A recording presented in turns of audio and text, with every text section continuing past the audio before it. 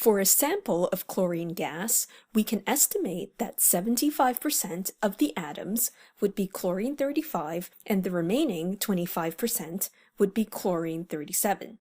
These different forms of an element are known as isotopes. All isotopes of an element have the same number of protons, but a slightly different number of neutrons. This concept of isotopes was actually discovered using an analytical technique known as mass spectrometry.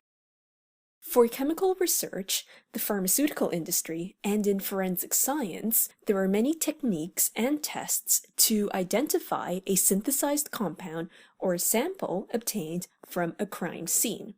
One crucial technique is calculating the molecular mass of a compound or a sample.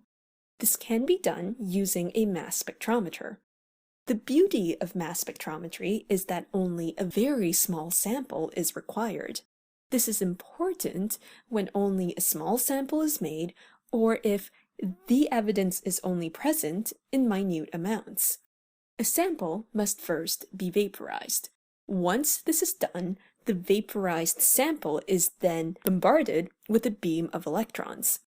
This beam of electrons knocks off electrons from the molecules which make up the sample, creating positively charged ions. This process is known as ionization. The ions formed usually have a +1 or a +2 charge.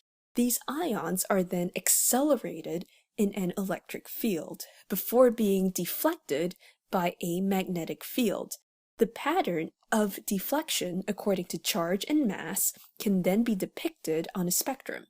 The main idea here is that ions with a large mass to charge ratio, meaning a large mass and a small charge, are deflected less than ions with a smaller mass to charge ratio.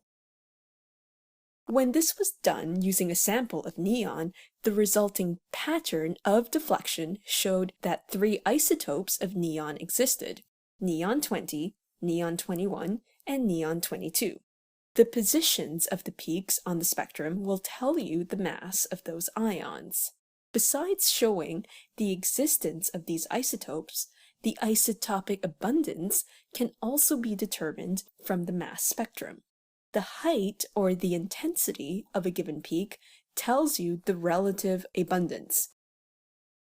So when a crime scene investigator gives the lab even a small fleck of a white powder, its molecular mass can help identify what it is. In summary, mass spectrometry is an analytical technique used to determine the molecular mass of a compound and indirectly helped to prove the existence of isotopes.